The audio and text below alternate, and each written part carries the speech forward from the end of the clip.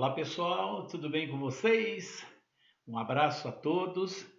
Vamos iniciar mais uma aula, de saúde e segurança no trabalho.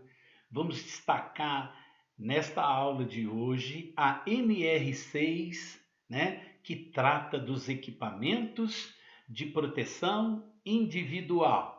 Ok? Vamos lá então. NR6, EPIs.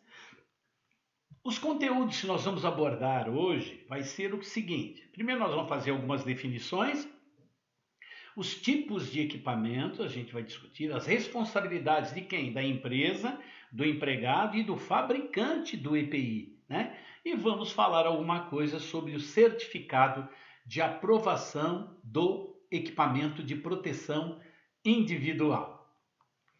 Bem, a NR6, como a gente trata mesmo, é a NR que trata dos equipamentos de proteção individual, o EPI, Então, no item 6.1 dessa norma diz o seguinte: para fins de aplicação, é considerado EPI todo dispositivo ou produto de uso individual, utilizado pelo trabalhador, para a gente protegê-lo contra os riscos e ameaças, dentro a segurança e a saúde no trabalho que ele executa. Então, olha bem, EPI ele é de uso individual, como diz o próprio nome.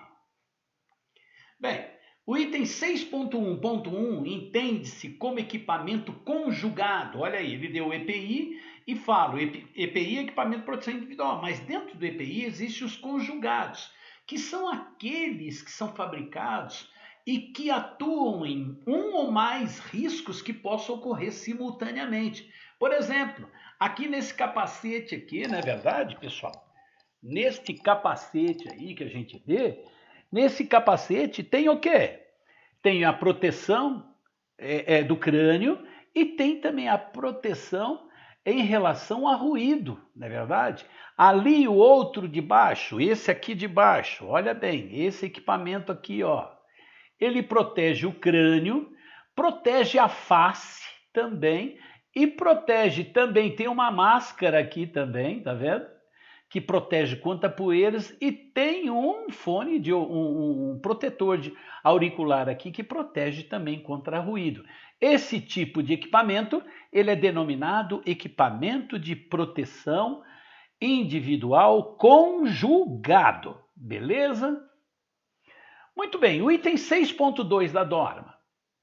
O equipamento de proteção individual, é de fabricação, pode ser de fabricação nacional ou importado, mas só poderá ser colocado à venda ou utilizado com a indicação do CA, que é o certificado de aprovação, que isso aí é expedido pelo órgão nacional, que no nosso caso aqui é o Ministério de Trabalho e Emprego, ou seja, turma, é o que a gente chama de MTE.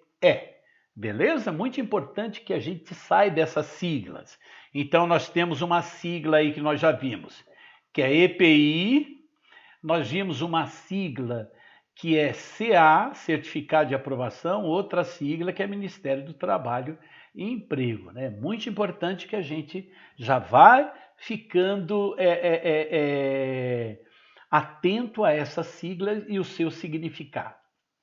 O item 6.3, ele fala sobre a obrigação da empresa, da norma. Ela é obrigada a fornecer aos empregados gratuitamente EPIs adequados ao risco e em perfeito estado de conservação e funcionamento, nas seguintes circunstâncias: sempre que as medidas de ordem geral não ofereçam completa proteção aos riscos de acidentes de trabalho naquele local.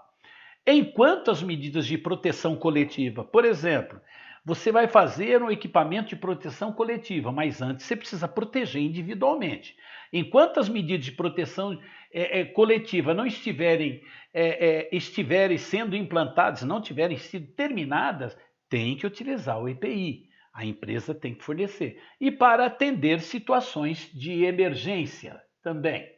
O item 6.4 dessa norma diz o seguinte: ele atende a algumas peculiaridades, e até descreve alguns itens em relação ao item anterior, empregador e empresa. devem fornecer aos trabalhadores os EPIs adequados de acordo com o disposto no anexo 1. Esse anexo que está no final dessa norma, ele traz uma lista de equipamentos de proteção individual, tá? Todos detalhados, é o anexo 1, né? E esse anexo foi alterado pela portaria CIT. A CIT, o que é? Outra sigla, né? Secretaria de Inspeção do Trabalho, de número 194 de 2010. Quer dizer que foi alterado alguma coisa em relação a isso. E qual seria? Observação no item 6.3 dessa norma. Depois a gente vai disponibilizar essa norma para vocês. O 6.4.1 diz que as solicitações para que os produtos não estejam relacionados no anexo 1 dessa norma sejam considerados como EPI, bem como as propostas para reexame daquelas ora elencadas deverão ser avaliados por uma comissão tripartite. Olha, uma comissão, outro item aqui importante, outra sigla, CTPP, né? Essa sigla quer dizer comissão tripartite, é tripartidária, né? Que deve ser constituída por um órgão nacional competente em matéria de segurança, saúde e trabalho, sempre voltado ao Ministério do Trabalho, né? Após ouvidas, sendo as conclusões submetidas àqueles órgãos. Ou seja, os produtos que não estejam relacionados naquele anexo 1 tem que ter alguma liberação dessa comissão, desse ministério. Não pode ser, se não tiver nenhuma comissão tripartite que avalie esse produto que não esteja naquela lista, esse EPI não pode ser utilizado. Então, olha bem, os produtos que estão na lista podem ser utilizados normal com o seu CA. Quando não utiliza, se uma empresa produz um EPI que não está relacionado, ela tem que passar esse EPI para essa comissão tripartite dar alguma aprovação em relação a ele. O item 6.5, ele diz ao Serviço Especializado em Engenharia de Segurança e Medicina do Trabalho, que é o SESMIT, né, muito importante, e a Comissão Interna de Acidente, que é a CIPA, né, nas empresas desobrigadas de manter os sérios, a recomendar ao empregador o IPI adequado ao risco. Ou seja, pessoal, compete ao serviço especializado, tá certo? Recomendar ao empregador o IPI adequado ao risco para determinada atividade. Agora, as empresas que são desobrigadas e não têm uma CIPA, ela obrigatoriamente tem que contratar um profissional tecnicamente habilitado, um técnico em segurança ou um engenheiro de segurança que possa recomendar o equipamento de proteção adequado ao trabalhador. Olha bem, se a empresa tem CIPA e tem SESMIT, são esses órgãos que orientam e recomendam o IPI. Quando ela não tem, tem que ter um profissional que assine a responsabilidade da recomendação desse equipamento de proteção individual. Vamos ver o que cabe ao empregador, à empresa. Primeiro, adquirir o IPI adequado ao risco de cada atividade. Não adianta adquirir um capacete para uma área que não tem risco de cair nada na cabeça. Então, está errado. Então, tem que saber adquirir adequado ao risco. Exigir o uso pelo funcionário. Fornecer ao trabalhador somente o aprovado pelo órgão competente, com CA. Orientar e treinar o trabalhador sobre o uso e guarda e conservação desse equipamento. Substituir imediatamente quando seja danificado ou extraviado. E responsabilizar-se pela higienização e manutenção periódica. Beleza? Comunicar ao MTE qualquer irregularidade observada no IPI. Esse item 6.6.1, que é o que cabe ao empregador, à empresa. Né? O que cabe ao empregado? Olha bem, usar, utilizando apenas para a finalidade que se destina, muito importante. Responsabilizar-se pela guarda e conservação, é lógico, você vai deixar o seu protetor em qualquer lugar, perder ele. Comunicar ao entregador qualquer alteração que torne impróprio o seu uso. Se você não está se sentindo bem, está ocorrendo isso, você tem que informar o empregador. Cumprir as determinações do empregador sobre o uso adequado. Beleza? Agora, ao fabricante, o que cabe ao fabricante? fabricante nacional ou importado. Ele deverá primeiro se cadastrar, segundo o anexo 2 dessa norma. Solicitar a emissão do CA. Você tem que solicitar a emissão do certificado de aprovação do seu equipamento. Solicitar renovação, caso ele passe daquela época. Requerer novo CA, de acordo com o anexo 2, quando houver alteração na especificação daquele equipamento. Se alterou aquele equipamento, ele tem que requerer um novo CA. Responsabilizar-se pela manutenção e qualidade do EPI que deu origem ao certificado de aprovação e comercializar ou colocar à venda somente EPI que tenha CA. E isso é o fabricante. Além do fabricante comunicar ao órgão nacional competente em matéria de segurança e saúde do trabalho qualquer alteração cadastral que tenha. Comercializar o EPI com instruções técnicas no idioma nacional. Se for importado, tem que ter o EPI descrevendo as suas instruções em português. Fazer constar no EPI um número de lote de fabricação. É para fazer rastreamento se tiver algum problema nesse EPI. Providenciar avaliação conforme EPI no âmbito do SINMETRO, que é o Sistema Nacional de Metrologia. Olha, outro código aí muito importante para a gente saber essas siglas dentro da NR6, né? Quais as siglas que nós vimos? Vamos ver. Nós vimos SESMIT,